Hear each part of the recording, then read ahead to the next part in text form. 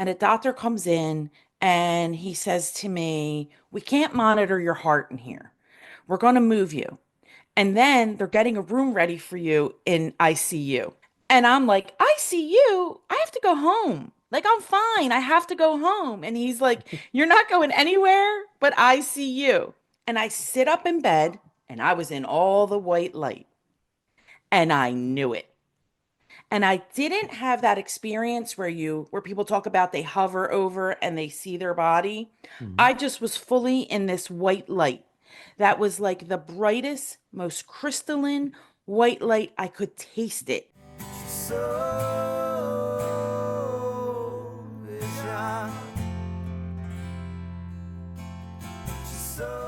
I want to welcome everybody back to another episode of The Soul Inspired.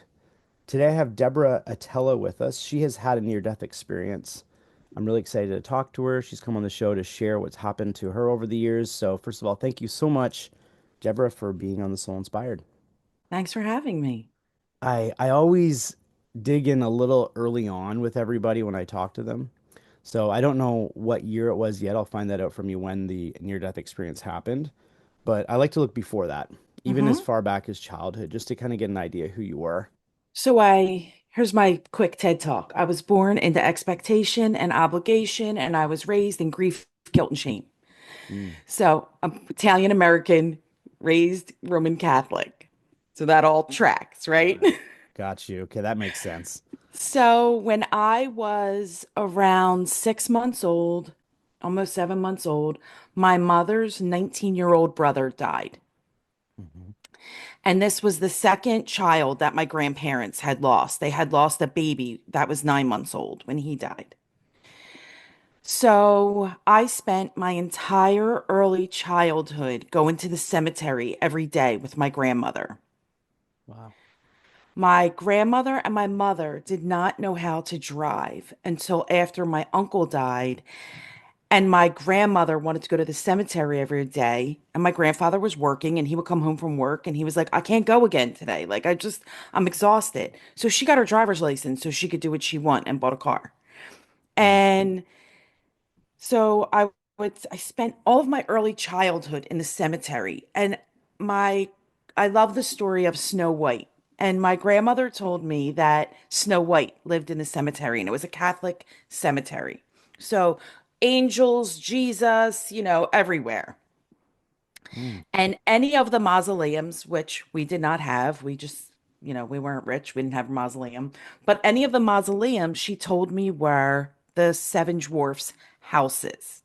Any statue of that looked feminine, Blessed Mother or female angel was Snow White. Any male angel was, or Jesus was Prince Charming. And I would traipse through the cemetery every day as she said her prayers and think that I was playing with my friends and being with Snow White, where Snow White lived. And it was like there was trees and it was lovely and there were squirrels and birds and you couldn't tell me I wasn't part of Snow White's world. And I've always had as all children are, they're highly intuitive, right? They're Mhm. highly tapped in. And I would, talk about playing with my uncles and, when they would come back and my grandmother just always, what's the right word? Like placated me. Mhm. But when I would tell my mother things that I knew, I would get in trouble. Like, um, little kids, they feel right away, are you safe? Are you not safe? What your intention is. And so I would say, "I don't like that person. Don't let them come over anymore. I don't like this." Or, "Oh, I like this." Um, and I would get in trouble. So as I got older, I learned how to like squash that and not voice what I knew or felt about people, but, used it to try and keep myself as safe as possible. And at some point in my adulthood, I never lost the like the safe part kind of, but let other parts go. Like didn't really listen to my intuition all the time. Mm. And And then I had a major experience, not my near death experience. That was just the tip of it later that led me to be like, oh no, you need to listen to this. Like, you need to start paying attention. And it brought me on this whole path of where I am today. Wow, one of the most amazing things that you're talking about is that you had so with cemeteries and death and things like that, a lot of people put that in such a negative uh place. There's such Yes. this sadness and grief and Yes. and instead you were taught at a young age that this was this sacred, almost beautiful place filled with Disney characters so that in a way that you and it shows you how easily not I don't want to use the word manipulate, but we can manipulate the mind to actually see things in a different way than what, Yes. also the other way. I Yes. think this is half the reason why we all look at death so negatively is because we've been told it's this terrible thing that we get older and die and it's the end. And it's kind of like this, but it seems like you were raised in that kind of belief system that this is this wonderful place and it made your Yes. experience in that much better. And I'm wondering if that influenced, you said there was this, I don't know if it was like a spiritual experience you had later in life, before the NDE. It was Um, after my NDE. oh, it was And it was after a the NDE. business experience that led me to um, realizing, oh my God, that was my intuition, not my ego. And I didn't Mm, listen, but that not listening put me in a place to go and explore spirituality. wow. Yes, I'd love to dig into that. Let's sure, first just dive into what happened to you from the near death experience sure. before, because that happened beforehand, right? Yeah, the So, near-death experience happened first. okay. And when in time was this? Do you know which So year was this? it was actually 20 years ago. It was January 15th, 2005. It was just the 20-year anniversary, which I can't even believe how quickly 20 years has, gone Mm. by. And at the time, I was 36, a young mom, wife, happily married, healthy, but I had heel spurs and plantar fasciitis. And if anyone knows about either one of those, it's incredible foot pain. It's horrible. Hmm. And I'm not the kind of person who likes to take any kind of medicine ever. But I was in so much pain, I couldn't function. So I went to the podiatrist and he gave me an over like a prescription anti-inflammatory drug and for pain relief. At some point in my taking it, it was being recalled off of the market. Wow. So I go to him and I'm like, well, what am I going to do? I'm in so much pain. And he switches me to an over the counter pain reliever and tells me to take double the dose. And that would be considered prescription strength. So Okay. I listen to my doctor and I take the over the counter pain reliever, double the dose, and my foot felt fantastic, but it almost made me bleed to death. Well, it did make me bleed to death. So it's January 14th is a Friday. I have a 4-year-old, a 7-year-old, and a 10-year-old. Oh, wow. And everybody gets up that morning, and they go to school, I get everybody off. And my daughter went to afternoon preschool. I was the helping mom that day. I had a doctor's appointment because I was going to have a gynecological procedure, and I needed to go and see my doctor that day for testing. And I drop my daughter at her friend's. I go to my doctor's appointment. He does a uterine biopsy in the office. Don't recommend. And then I go about my day, right? And I run to the grocery store and I do 15 million mom things until I bring the snack and the book and meet my daughter at afternoon preschool to read the story, be the helping mom, come home, get everybody home, dinner, husband, the whole 9 yards. And my husband, we're all watching TV in our family room, and the kids and I don't want to watch what he's watching. We're like, no, I'm going to take them up. And we all get in my bed and we watch something. At some point in the night, the baby and my oldest make their ways to their own beds, and my 7-year-old is in my bed. My husband fell asleep in the family room. I wake up and my stomach hurts. And I feel like I have to go to the bathroom. So I go to the bathroom, and my master bathroom in my bedroom was tiny. Like my bedroom wasn't big, my bathroom wasn't big. Like if I was laying on one side of the bed, I could reach my hand into the bathroom. Like that's how Hmm. small it was. It was not big. So I got, but I had just had it redone. Like this is January 15th and the builder or the contractors left December 23rd. Like I just had a new bathroom put in. So I go in there. I feel like I have to go to the bathroom. I go, blood everywhere. And I'm like, what is happening? Did he nick something when he did this biopsy? Why is blood coming from the back? Like, what is happening? I don't understand. I don't think any more of it. I'm exhausted. I go back to bed. I Wow. wake up again and I go back into the bathroom. And again, my 7-year-old's asleep in my bed. And I go back into the bathroom. And the next thing I remember is I woke up, I was on the floor of my bathroom. Then I woke up again and I was in the bottom of the shower. I had fallen through the shower doors, they were on top of me. And I realized at that point, and there's just blood everywhere. And I realized, oh my God, I must be passing out. So no Wow. one in my house wakes up. My 7-year-old is right in my bed, like literally, he could reach into the bathroom from the bed, doesn't hear anything.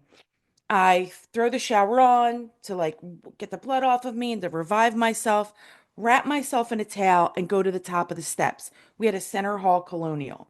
I'm right at the top of the steps and I go to call my husband. His name's Jeff. And all that comes out is like, Jeff. I think I'm screaming his name. And just, I'm like, oh my God, where's my voice? What is happening?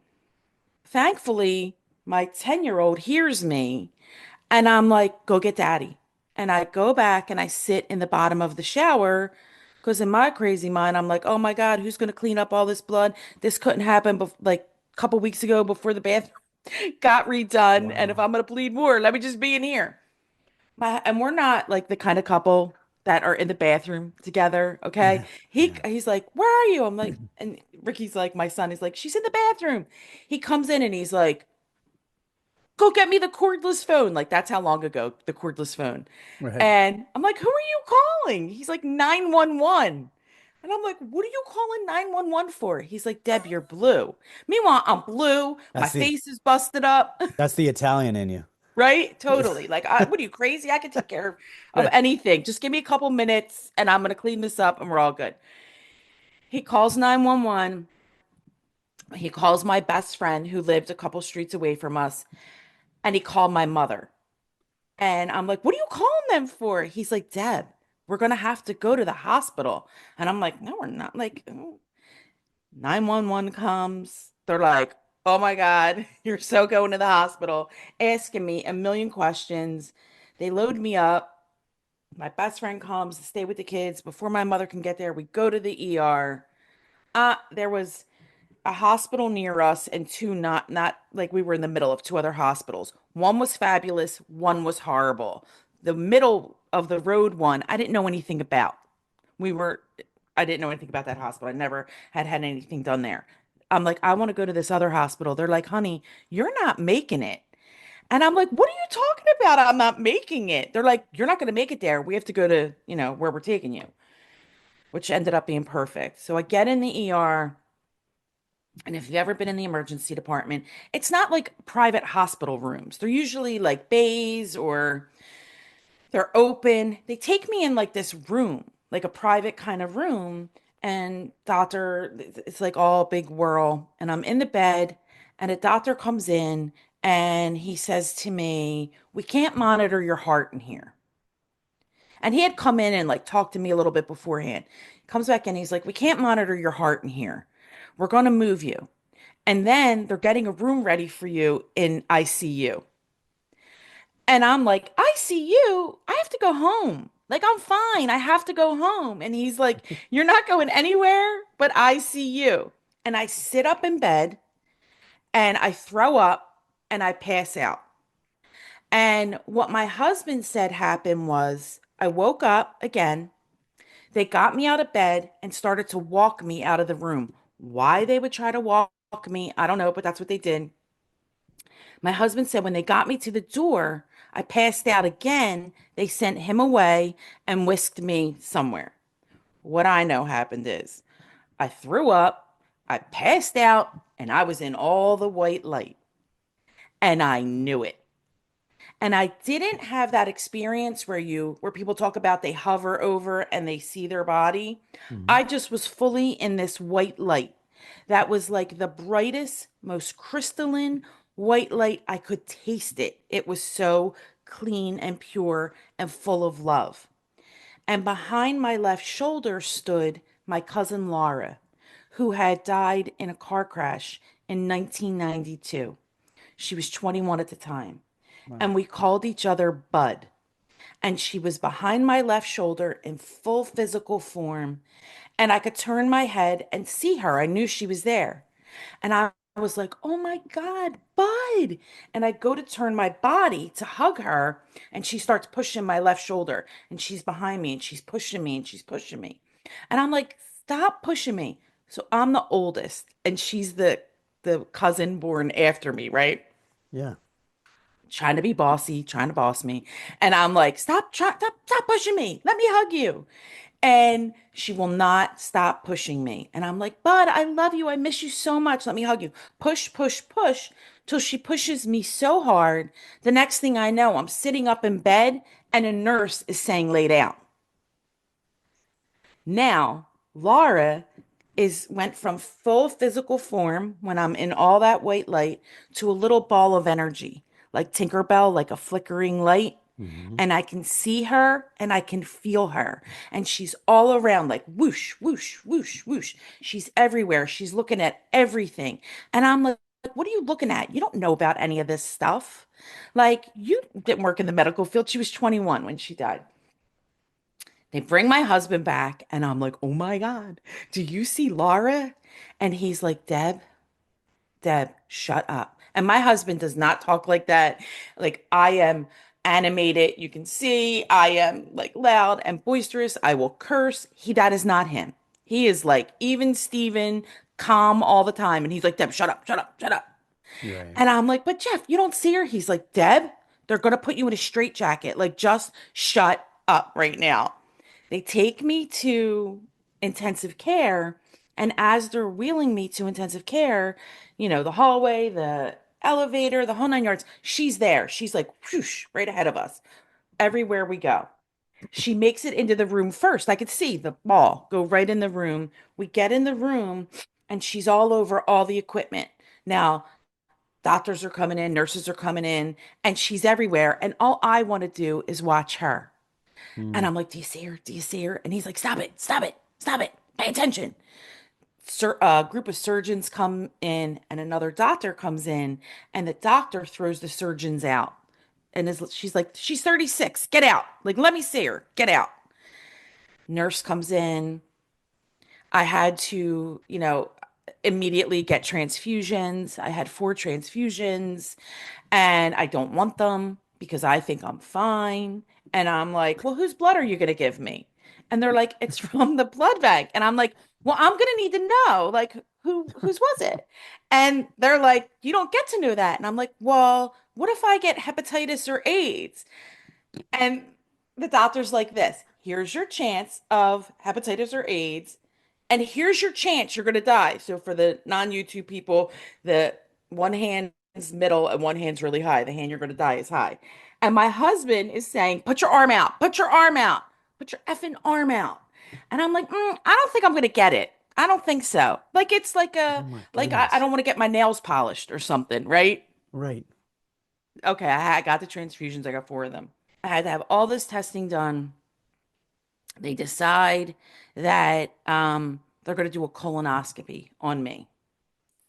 So for every person out there that complains about having to do the colonoscopy prep, I've never in my life complained ever because I had to do it on a bedpan in ICU. Okay? Mm. So you have the luxury of your home to do the prep. It's all good. Do it. It saves your life. They do a colonoscopy the next morning and they decide that the over-the-counter medicine caused the bleed. I didn't have anything else going on. It irritated my stomach so much it caused the bleed and we needed to wait it out. And as I'm in the room, I say to my husband, this is like the first back to the first day I was there because the colonoscopy was the next morning. I say to my husband, "Oh my God, Do you see your father and your brother? Now, my father-in-law passed in 2000 and my brother-in-law passed in 91. And they were sitting on the windowsill of my room in full physical form, just Wow. sitting there next to each other. And I just clearly knew like they were there to support my husband. And Mm, Laura was there for me. Not that they didn't care about me, they did, but like he needed support. And any time throughout the process that my husband was in the room, my father-in-law and brother-in-law were in the room, but Laura was in the room always. okay. And it wasn't, I got in the hospital Saturday morning, like in the middle of the night, and they didn't know that I was going to fully be okay until Wednesday night. And at that point, once they knew I was going to be okay, they all left. And then I got out of the hospital Saturday morning. Wow. Hmm. Holy smokes. So you had, first of all, thank you for sharing that. I always thank Sure. everybody for sharing their stories because it's a pretty remarkable one.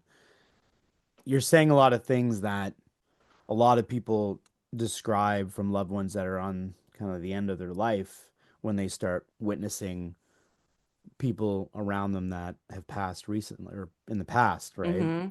And, there are the skeptics that will say it's your brain memory coming in saying, oh, you're in this bad situation and you're seeing everyone that's passed because you're about to pass. But the problem with that idea is a lot of people don't even know, and it sounds actually close to what you experienced, is you didn't really even know how serious this was. Like you did, but you weren't taking as if like you weren't preparing for your death. You were like, No. do I want that blood or that blood? Like which kind of blood? Like you were kind of like, you were kind of still in this physical form having your normal human experience, not Yes. knowing that it was really as serious as it was, and yet Yes. you were experiencing these um close to death moments, and you did have a moment going into the white light. Hmm. So that is incredible. There's a couple of things I want to mention. The first thing is that it was Laura was the cousin of yours. Hmm. So it seems like she transformed from you were almost on the other you were on the other side, and you were being able to see her in her full form, but she didn't want you to witness it too much because that maybe meant you were going closer to her, which is not what she wanted, or that was your destiny.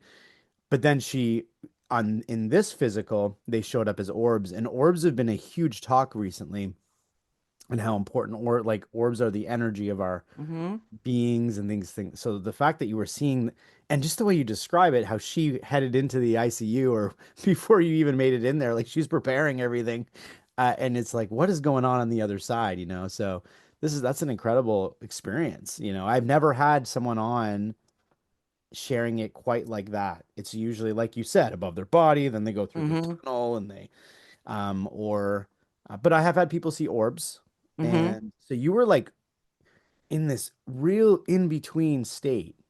Yes. And I'm wondering, when you came back, did you immediately feel like you had experienced something? Like you were obviously needed to recover, but did you know you had experienced something outside of this your normal reality at that point, or did it take a while for that too? So I was always conscious of what happened, right? And I started to tell the story immediately of what happened. And I truly believe that if I would have been able to turn around and hug her, I wasn't coming back. And she was like, mm-mm, like God, whoever's in charge is like, it's not her time. Don't let her come yet. But we joke within our family, my sister and my other cousin, the four of us.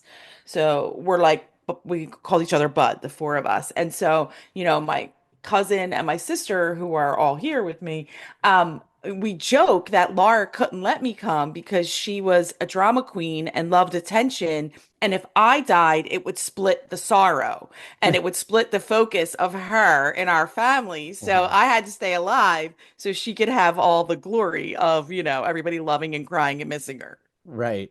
Yeah. No, it just wasn't my time. Yeah, I was just gonna say, yet Yeah. likely she's kind of almost an angelic being Yes. that's helping you out a hundred alongside the percent. higher powers of what Right. what what's going on. But so, I guess the reason I'd asked that was because I hear back to what you originally stated about when you were young and Mm-hmm. how you were in the cemetery and you had this ideology of what, death could be like. It's not necessarily like this sad place. And so that can kind of influence at the same time.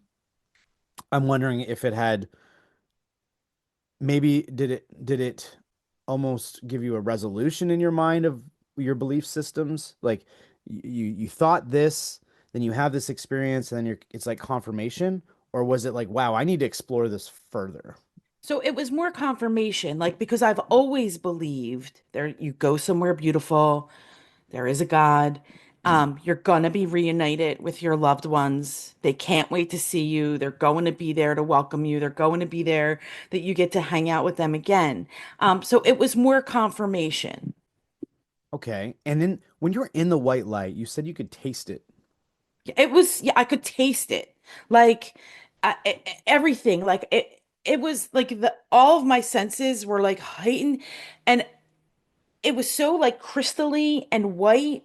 Um, it was almost like tasting snow, like sweet. Like it just was like sweet, but like full of love. I don't have the Mhm. right words for what it was, but I could everything like see it, but it didn't hurt my eyes to be in something so bright, right? Because if Mhm. you're looking at light that bright, it hurts your eyes. Um, it was almost like every part of me, every sense was heightened. And I always like to look at things a little bit different in the sense of what someone listening might be thinking. Mm-hmm. Was there any part of you, or is there any part of you, that believes that was some kind of physiological effect from the brain to give you that feeling? Or did this place feel separate or even more intense and different, but still as real as this or more from this No, experience like that yeah, we're having right now? no, it was 100%. For me, I believe it's 100% real. It wasn't like my brain playing tricks on me or anything. It was like, this is what happens. Right. And This is how it starts. you've had dreams throughout your life. Hmm. Would you say it was like a dream, or was it a completely different experience that you've ever experienced in your life? It was like, I'm talking to you. It was just like, of course this happened to me. Of course this is what's going on. It wasn't like I was watching it as a dream or felt like I was in a dream. It just felt like it was happening in real time, in real life, a real experience. Mm. The way that I interpret it, just from hearing so Uh-huh. many NDEs, so hearing all these people tell me different stories, this is what I see from the outside. Mm-hmm. You were in this situation where you were really close to death. You got up, you were sick, likely more loss of blood, likely more loss of whatever happened. Mm-hmm. And that shifted you from the physical to the non-physical. And you, just like Laura, became a little ball of spiritual light and you moved into what is next. You moved into it. And it was this moment of, oh, it's not her time. Like she's not supposed to be in this realm yet. We're pushing her back in, and then we're going to go around and make sure everything is the way it's supposed to be so she can get the help she needs to continue this physical life. Like that's the way I interpret it. Like you moved into that realm, and then it Mm-hmm. was a brief moment of, okay, you're coming back, because when you came back, you still were witnessing the orbs of, or the light, Yes. the balls of light. So you were still kind of like on that brink of, wait a Mm-hmm. second. And now you're aware of it. And the reason I bring that up, so that's how I interpret it. You can comment on that in a moment, but the reason I bring that up is because I'm finding now, as we continue to evolve as humans, people are always talking about seeing, balls of light in the sky or whatever it is. There's all these different things that are happening right now, like orbs and spiritual, like, Mm-hmm. experiences. And I think that is how we can see it right now. Like from our physical place, Mm-hmm. that's how we're able to see it. But when you're over there, it's a completely different experience. That it's almost like going into a completely different place, but it is the same place. But I don't know if that makes any sense. Kind of, yes. Yeah, Yes. like it's like here when we're Mm-hmm. physical, we're gonna see it like that. Like you're not gonna see that white light right now because No. we're in the physical place, but you're able to see the orbs of light. Now, I guess the question I would have is, since then, have you Mm-hmm. seen things? Have you witnessed things, or is that all dissipated away? So, yes, I have to say, it's not my jam. That's It's not my right. jam. Right. Right. Um, Have I? So, first of all, everybody's intuitive, right? Every human is intuitive. Everybody has psychic abilities. Everybody has mediumship abilities. Some people know how to use them. Some people want to know how to use them. There are scammers out there with ill intent, and I believe that they're actually blocked from using their full gift. But we all have these capabilities, and it's just a matter of how open are you to using them and helping others and learning and expanding and not. And I've done a lot of spiritual work, a lot of spiritual energy work training. Um, and I have seen things and all positive things, nothing hard, like nothing bad, because I do not, that is not allowed near me. Nothing dark or bad is allowed near me. But it's not, I'm not in love with that. Like I don't channel, I don't want things coming through me. Um, but I just highly rely on my intuition and the feelings that I get. And I'm a coach. So, like, I'll be working with somebody, and it's like I can hear almost what they're not telling me, what they're Mm. holding back. And then I'll be like, hey, do you ever consider blah, blah, blah, which might be like, like out of left field? Like, do you ever think about, starting like a strawberry farm and selling jam? And they're like, oh my God, that's my dream, you know? Right. And Right. so I just Yes. use my intuition that way. This is so amazing. So I'm a music coach myself, but now Hmm. it's become a point where my music students are with me and I hear what they need to hear. And that's Hmm. why I think everyone's gifts are, I do believe everyone's gifts are expanding, but I Yes. also feel that very much like you, where here Hmm. I am talking to people with NDEs and I'm always like, I don't want one of those. I feel like if I had one of those, I'd be like, okay, bye. I'm not coming back with that. Like, because I Yeah. just feel like it's too much for me to Hmm. handle. Now, if that is what is part of my journey, then whatever. Right. But it's not something I look to achieve or to have some Right. crazy experiences. Where I do know some people who love that. They are really Yes. wanting to see the other side. They're really wanting to witness what is out there outside of this realm. If that is part of our evolution, I accept it and I will bring it on. But I think I believe I came to this physical form for a reason, and I feel somewhat attached to this physical form enough, but I'm Hmm. okay using my gifts in a way that help while using this physical form. And that's kind of where Yes. I'm at. And so I very much, and I also work in energy and I'm becoming more of a coaching place in that place. So we're Yeah. very much alike that way. So as soon as you said that, I was like, oh, we're vibing the exact same. Hmm. Um, I guess where I was trying to go with that, right, was because you've had these experiences and I just, we live our life a certain way. You're raised a certain way, you have this physical life, and something like that can completely alter your reality, right? Because especially people who have no belief system Yes. whatsoever, that Yes. would be a complete change. And that's why you hear a lot of people that come back from NDEs, their life changes, whether it's marriage Yes. breakdowns, whether it's a change of job, whether it's because their whole reality shifts. It doesn't sound like that happened to you, but you accepted kind of what happened and you just kind of kept moving through it. Now, you did talk about intuition, and Yes. you also mentioned that later on in life you had this intuitive moment Yes. that kind of really woke you up in a way. And I was wondering if you could go down that way because it sounds Sure. like you did hold on to the intuition part of it. Yes. So while I was in the hospital, because it plays into it, like my favorite great aunt died. And then over the course of the year of me recovering, my grandmother, who was my main person in life, died. My Mm. other grandmother died. My godmother died. And Laura's other grandmother died. And these were all women who like meant something in my life. And I was a freaking disaster, especially losing my grandmom Clara, who that's who would take me to the cemetery. I was like my best adult in my life, right? My best person in my life ever. And so I was a mess for a long time. The hemorrhage saved me from cancer. 5 years after I was in the hospital, I had to have a repeat colonoscopy. And so at 41, I had another colonoscopy. And at that time, which is, here, I don't know where you are in the US, they usually start at 50. getting regular colonoscopies. So at 41, I had a repeat colonoscopy and I had precancerous polyps. So from 36 to 41, polyps grew in me precancerous. And by the time they would have found them, I would have had colon cancer. So I was like upset about how long it took me to physically recover. And then I was like, oh my God, the whole thing was a gift. It Mm. was all a gift. So as I finally, it's like 5 years later, I'm finally coming out of like such like grief and like, trying to figure things out in my life.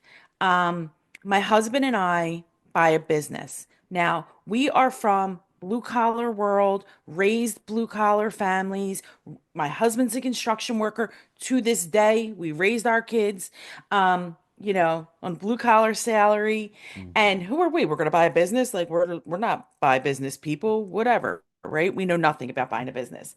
Someone, an acquaintance, had a person in their life who had this retail business that my husband was like, they're selling this business. I want to buy it.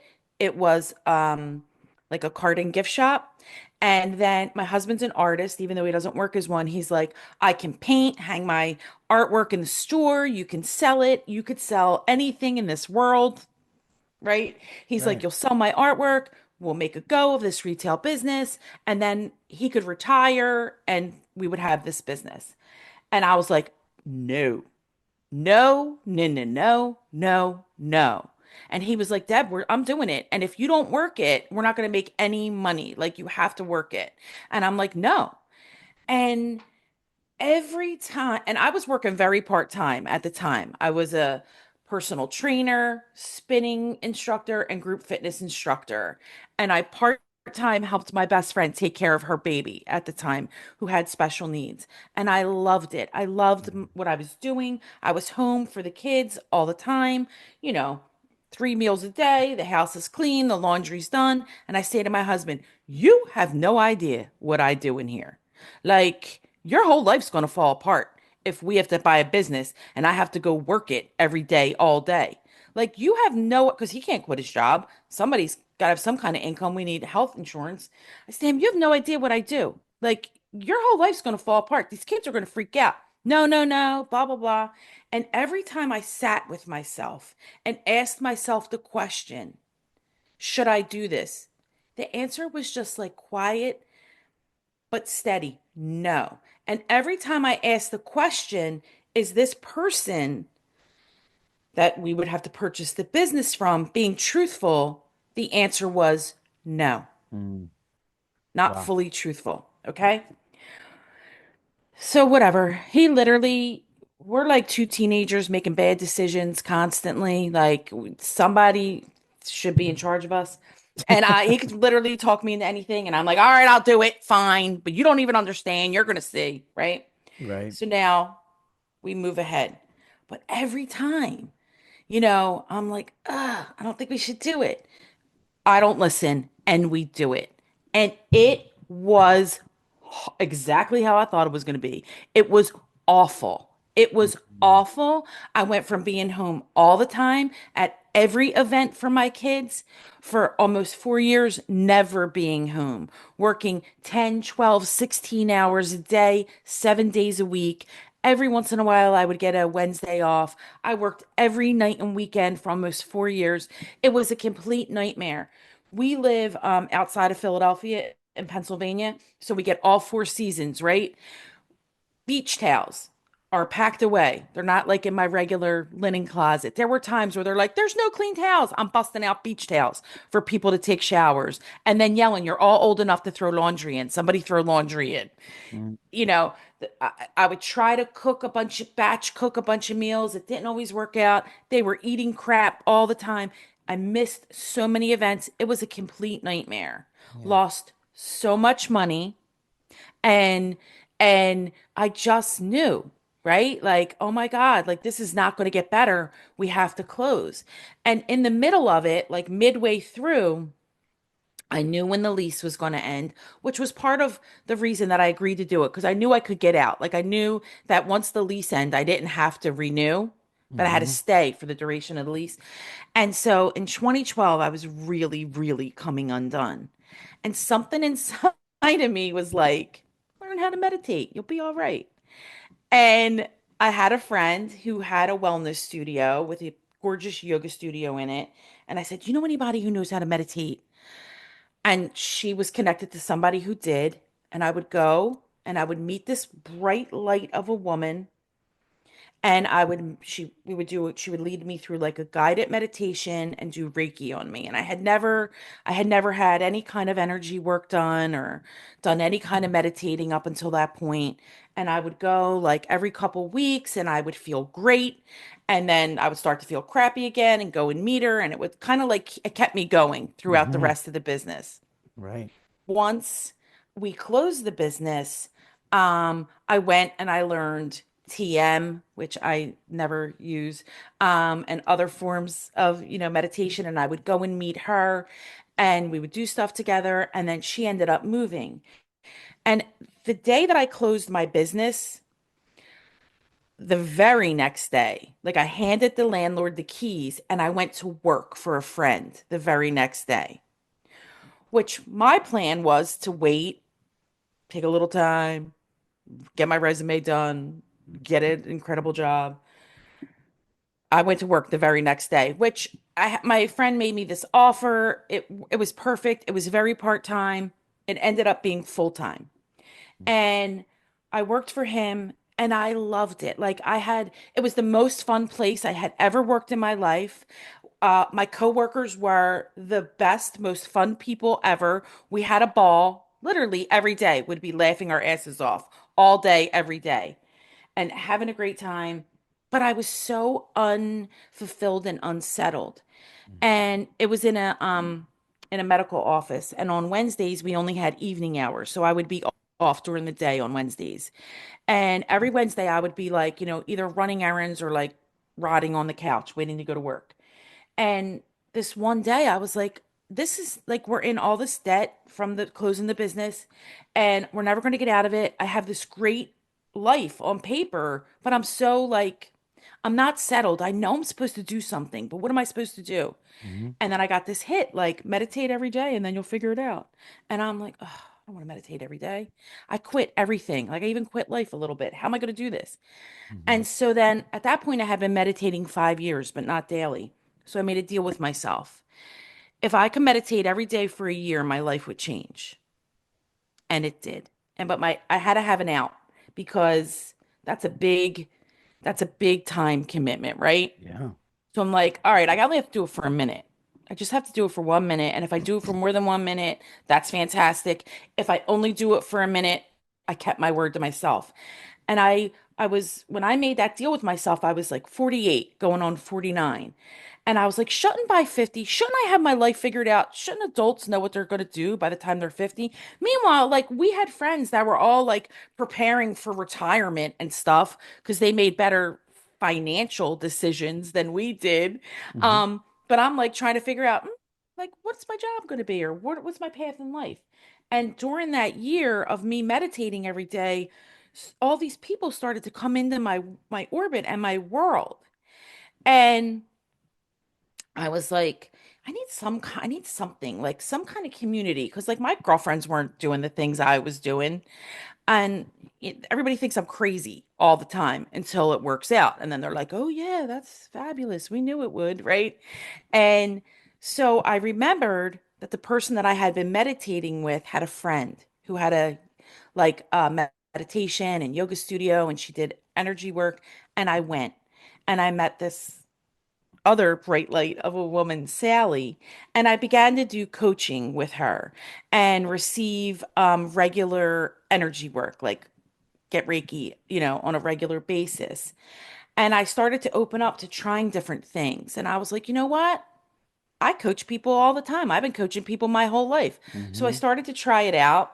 And then I was like, all right. And I went and I invested in taking classes and getting certified and then starting a little, side hustle of doing it until my husband was like, you really want to quit your job, don't you? And I'm like, I really do. And I started a business and I left my job and went to work for myself. And then it led to me writing a best-selling book. It led to me starting a podcast, scrapping that podcast, starting another podcast, which I have now.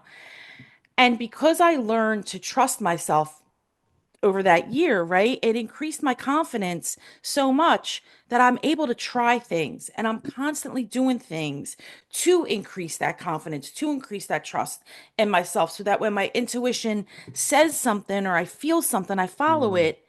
And it just literally saved me from cancer again. Wow. Yes. So Yes. your trust in yourself, your ability to trust your intuition, trust the messages that were coming through, Yes. also saved you again. Again. This is Again. recent. This is more Yes, recent. this is recent. So I'm still within the year of recovery. So starting in 2021, I started to feel terrible. But we had, you know what 2020 was, and then we're in 2021, Right. and we had all these life-altering major occurrences happen in our lives, my husband and I and the kids, all these things. And so I kept at first being like, I'm exhausted. Like I'm just exhausted. That's all. And then at some point I was like, I'm not exhausted. I'm sick. But no one, no doctor would listen to me. I'm menopausal. I need to lose a little weight. And that's all they could focus on. And I like my vitamin D was low. Take more vitamin D. You need to sleep better. You're menopausal. You need to lose weight. And I'm like, I'm dying and you're not listening. Mm. I'm sick. You're not listening. And one day in 2023, I was like, where do I go? Like, just where do I go? Like, who's going to listen to me? Because none of these doctors are listening to me. And I got go to the cardiologist. So I make an appointment. And of course, it takes months to get in with any kind of specialist. And I go to see the cardiologist, and I have a family history of heart things. And what kept happening to me was, aside from feeling just lousy, every once in a while I would lose my breath when I talked, but only when I talked. I mean, exercise, of course, but you don't just lose your breath when you're talking. Like I would be like, blah, blah, blah, and like Oh, completely wow. lose my breath. So I go to a cardiologist and I explain everything to her, and she's like, I don't like any of it. Let's do a calcium score. It's going to show me your lungs. It's going to show me stuff about your heart, but it's going to show me your lungs. And I had a tumor. They called it a nodule. That and I had one that was they could see and biopsy, and then I had teeny tiny ones that were too tiny to test. End up that I had three cancers sitting on the lower lobe of my left lung, and I had to have the lower lobe of my left lung removed. Wow. And when I went to the thoracic surgeon, I said to him, no one would listen to me. Even the pulmonologist told me I was crazy and that I couldn't feel these things, but I felt them. And he said to me, I don't care what that doctor told you. And I had to switch health systems. It was a whole nightmare. When I finally got with this incredible, like angel of a thoracic surgeon, he said to me, your intuition, you saved your own life. By the Hmm. time we found this, you would have been in stage 4 lung cancer, whereas right now it's sitting on your lung. It's not in your lung. Mm.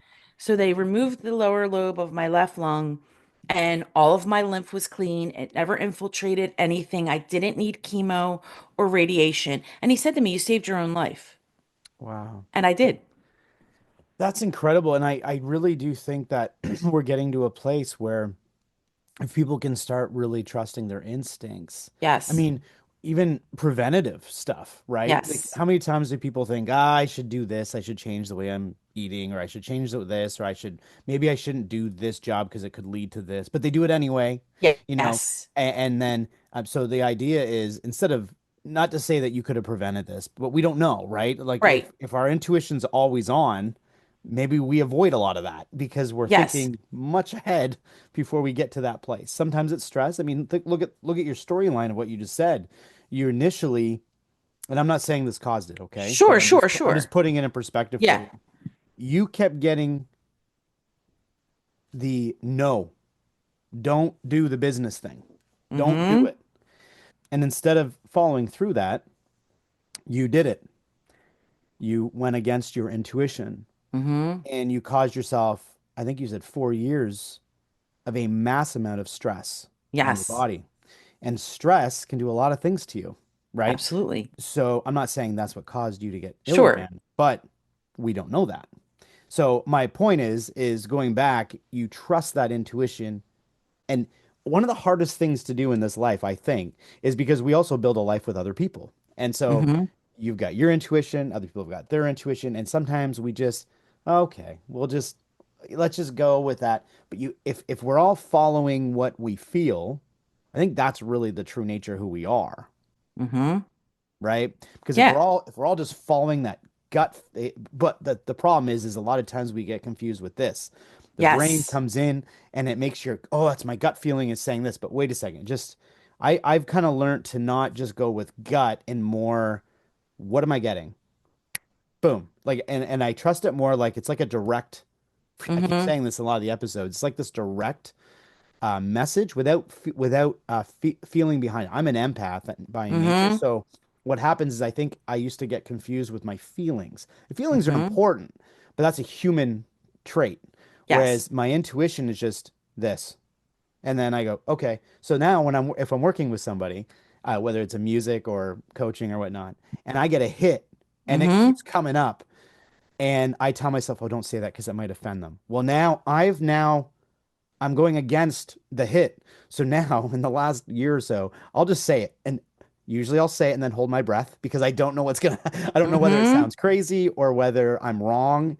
And I Mm-hmm. have to just be okay with being wrong, because a Mm-hmm. lot of us don't want to be wrong. We don't want to look stupid. So we don't say the things that we're feeling, or sorry, the things that we're getting, right? Right. So that's what I've done now is I just say it, and then the person, they'll either start crying or they'll say, "Oh my gosh, I was just thinking that on the way here," and you go, "Oh wow," and those confirmations help me because I go, "Okay, well if I'm right on that, then there's something to it, right?" Yes. And so when I just did this, I felt Italian, and I'm not Italian. Ah. Uh, but some people think I am, but I'm not.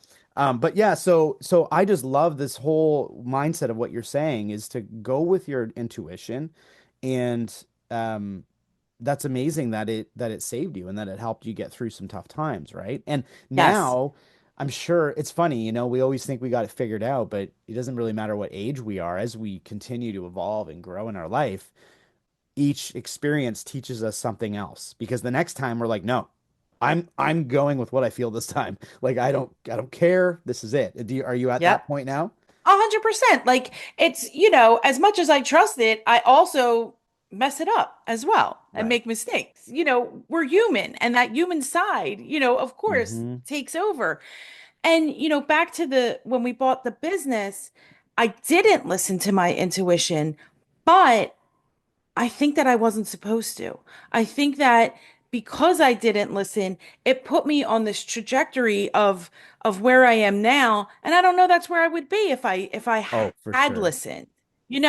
Like I was Absolutely. meant to go through all of that and learn all the different things that I learned and the way that it ended up giving. I've known my husband since we were little kids. Um, and it gave us like this level of appreciation for each other that there's no other way we could have ever gotten it. No Mm, matter how much we have always loved each other and have a great relationship, it took it to this like level of appreciation of what we bring to the table, and that the kids got this level of appreciation for what my husband and I all, the way that we show up in the world and the way that we like keep our word, and not mm, that they didn't know it before, but it just like solidified it and hmm. it gave it something extra sweet. Yeah, no, I love that. And I also, even just taking it a little step further, is I always feel like we have different paths we can take to get to that same place. Yes. Sometimes we need it a little harder. We need to be hit a little Mm-hmm. harder. I know that sounds crazy. Like why, but look at us all. Why are we even all here? We came here. Life is not like this fun advent, like it's an adventure, but there's days where it's like you're like, why did I do this to myself? Why on Mm-hmm. earth would I choose this? So life can be it can hurt at times. I Yes. think I guess my optimistic side is always thinking to myself, is there a way I can have this life adventure uh without as much hurt as I need, but still learn some of the same skills. Like maybe there's an easier path. So I guess I'm always trying to take that easier path a little bit if I can, even though there's sometimes w no way to avoid it because it's Right. part of your journey and it's part of that what you've kind of discovered. And how many people do I talk to about NDEs who tell me, "Oh yeah, when I went over the other side, I saw the blueprint of everything I've done, or I see where I'm going, or oh, I actually wanted to experience that. I wanted to experience that terrible alcoholic father or that terrible whatever it is." And you Mm-hmm. go, why would you want that? But over there, it's almost Makes like it sense. makes sense. But here, Yeah. it's like, I don't want to do that. Why would we want to suffer? It's Mm-hmm. being human is a very confusing place, but I think one of the tools, and it sounds like this is what you're doing with people and helping people, is teaching people how to use their intuition. I'm not sure if you do that in your coaching Yes. practice, but Yes. it's really to understand a level that's we're not taught as kids, and I wish we were, and I think hopefully we will be Yes. our kids, because I got a lot of kids myself, and I just want them to all learn these tools early so they can trust themselves, right? Do you do Yeah. that in your practice? And if so, I also like to ask everybody when I'm talking to them how they get in touch with them. Like how do people get in touch with you? Yes. So I do that as part of my coaching. Oh, I do. And I always taught my kids, if it feels creepy, and all my kids are adults now, if it feels creepy, it is creepy. Don't question it. You don't have to Mm, have a reason for it. Like if we're somewhere, when they were young and somebody feels creepy to you, we're out. Just tell me and we're out. Like mm, you don't always have to have a reason. I don't care. Don't worry about hurting somebody's feelings. You get to safety, right? right.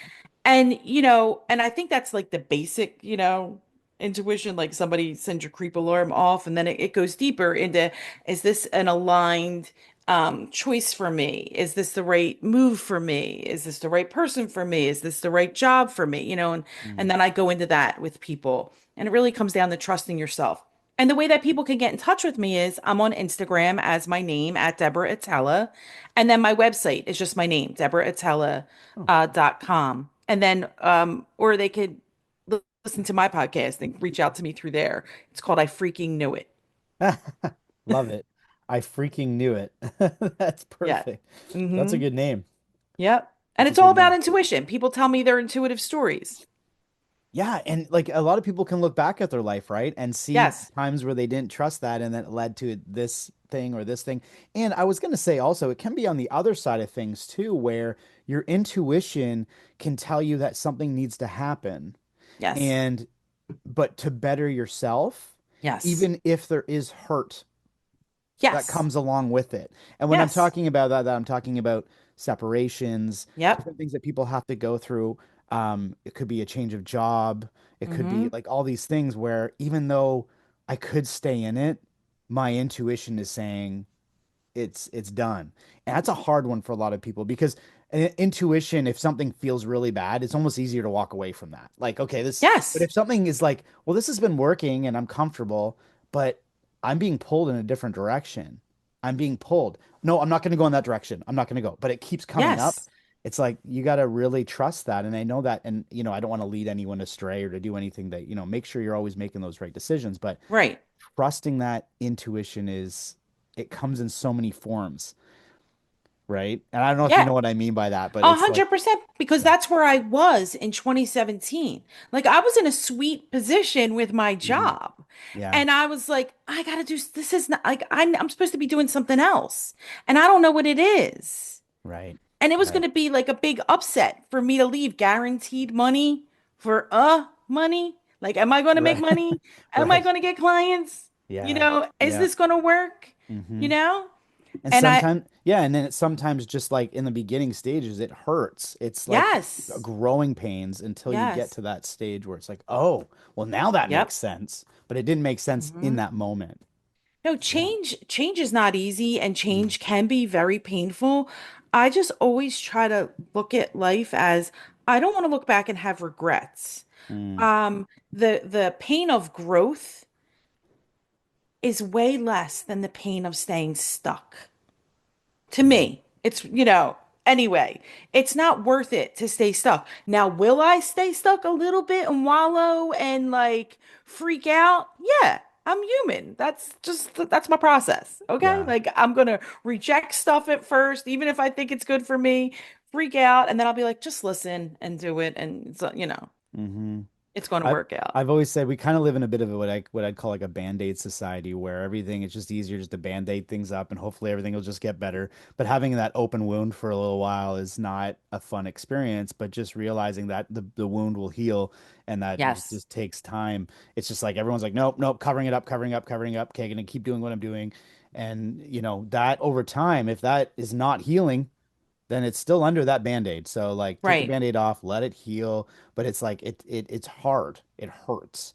And so Yeah. I just a lot of the things you've said today, because I'm on that same wavelength of coaching and everything, I loved it. I didn't expect it to go in this direction. I didn't know that you were even in that line of work. So I do suggest anyone who's interested in what you do to reach out to you. It's amazing. Awesome. One Thank of the you. main questions I was asking, you've had a life of everything you went through. You had the experience of the afterlife in Mm-hmm. a sense. You had the experience of seeing, things in your life that you at one point may have never thought you'd see. When it's a Mm-hmm. non-physical thing, you got to question, am I okay? Um, but we know that you were going through something very spiritual in the sense there. I always end each episode asking everybody the same question, and it's from a whole, okay? If you look at humanity or just from who we are as people, as Mm-hmm. human beings, why do you believe we come here? Hmm. It's a big question, I know. So when you were talking a little while ago about, when people are on the other side and they saw like they wanted that alcoholic parent or they wanted, I really believe that we all are like in these soul contracts with each other, that we come down here and it's to help each other grow and it's to help each other, make changes and to better humanity. And some people's lives are like, God bless them, like so horrific and tragic, right? And you would think, why would anybody want that in their lives? But you don't know that the lesson that they're teaching the world, right? And I'm not advocating or saying I agree with anything horrible or bad happening, to anybody, just that we don't understand why these things happened. Hmm. I don't think that any form of, I don't think I'm not of the thought of, like, oh, you cause everything to happen in your life. Like, there's no kid that chooses it that is causing abuse. Right. There's nobody that's causing, sexual assault. Like, no, none of that. Like, none of your thoughts are causing those things. Hmm. Aside from abuse and those things, I think that we come here to help each other, to grow and to learn and to better this world. Hmm. Yeah, I love that. And to touch on what you just said, because I know it is a kind of a gray area that people Yeah, probably even listening to podcasts, they think, how could someone say they'd want to experience that or children would want to go through right. that? Or so I'm on the exact same place as you. And Yeah, what the way I would sum it up is free yeah. will. Free will, a We have hundred free percent. will in this world. I think that when we're on the other side, even though if we look at, okay, let's go and experience this, and then we come here, because free will is intact, it can be a lot more harmful and hurtful than we actually first Yes, imagined, even on the other side, I would assume. So that's the way I would look at it. I But agree. I totally agree in what you're saying that we're learning from. I mean, you look around the world even right now and the things that we see, and we're trying to live our lives in the situation we're in. But yeah, we might walk around and try to ignore the bad stuff going on, but we know it's there. And we're Mm-hmm. watching these poor people have to go through these things. Mm-hmm. And that does affect us as a human because it's going to affect the way maybe we're treating other people. Because, okay, let's be grateful for what I have. Let's be grateful for what I can do with somebody else right now Mm-hmm. with what I have in my life. Right. And it's because of seeing Mm-hmm. those things that are going on. So that's what I mean. That impact on other people, it's exactly what you just said. It's enormous. Mm-hmm. And it is sad that they have to go through it, or it's sad that we would have to go through it, like whoever's going through that. But I do love how you said we come down here to help each other grow. I have heard that before, especially with a lot of near-death experiences. I think they come back with that feeling. And there's Mm-hmm. almost a lot of times they come back with this mission. It's like, okay, I got to do this now. Like sometimes that happens too, because maybe they were they're just kind of doing their Mm-hmm. laundry every day, and then they come here like, I got to do just a bit more than that. There's just something Mm-hmm. else. I have this drive now. So it's incredible. So thank you so much for talking today and going through everything that you went through. And we touched on both the near-death experience and your intuition. So I think that's amazing. And I would also encourage anybody to check out the I Freaking Knew It podcast. I'll be following it. That's a really cool name. It's a little bit more exciting than Soul Inspired, but I do believe Soul Inspired is why we talk to people and we Absolutely. to inspire others. I always turn to the Right. audience, say, please continue to like, share, and subscribe to the Soul Inspired and share this video with somebody that you think it would help because that's why we're doing it. So thank you so much, Deborah, for being on. Thank you. So is young. So